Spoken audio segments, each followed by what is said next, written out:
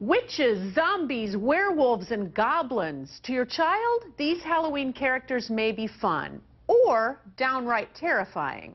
It's nearly impossible to avoid scary stuff no matter what time of the year. But it can be challenging for young children to decipher reality from fantasy. But as parents, we can help our kids navigate through it. We spoke with a licensed professional counselor for a little advice. Hello, my name is David Sleifert. I'm a licensed professional counselor, and I work with children, adolescents, and adults. Being afraid, learning about fear, is a common life thing that we all need to learn, and fear is an important thing that kids need to know and understand, and that's our job as parents and providers and teachers to help them understand the world and what fear means, and that it's a positive thing, but they don't know that yet, and they have to learn that. While fear keeps us safe, for a young child, something scary can leave lasting scars. Sleifert says to fully listen to your child's fears without brushing them away. You know, it's important for parents, one, to acknowledge and listen to their kids and be curious about where their fears come from, what they are, from their kids' perspective, because one of the big mistakes as parents make is we hear a little bit about what they're afraid of, and then we already jump in with a solution versus really understanding it from their perspective, because some little changes or where it came from makes all the difference. Another mistake parents make is using a child's fear as a threat or consequence. For example, telling a child that if they don't go to bed, the boogeyman will get them.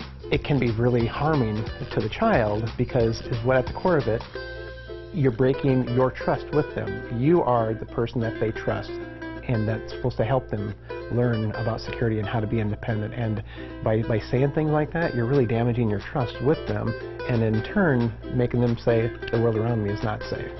When your child is ready, you can slowly expose them to things that seem scary, so you are the one by their side offering guidance. Even walking into the stores, you prepare for Halloween, and going into the Halloween aisle, look at these are the things that people are going to wear, honey, or to your son, and just kind of explain to it to help the fears go down a little bit. If your child isn't ready to go trick-or-treating or put on a costume, don't force them. Maybe staying home and handing out candy is a better option. At the same time, becoming too overprotective is a missed opportunity. Our job as a parent is to expose our child in a way that they can experience the world and learn on how to adapt. And these are the adaptive skills that they need to learn.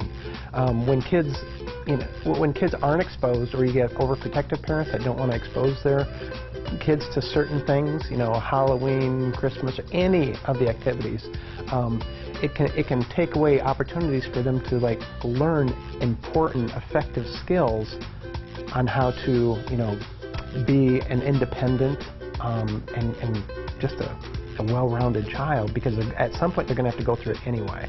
But it's better if they have the secure support of their parents around them as they go through these things. That's key. Sleifert says it's also helpful to know what your children are reading, watching on television, even learning at school. You got to understand your child and what they can handle and listen to them. Kids really need to be listened to, and just be curious about where their fears come from.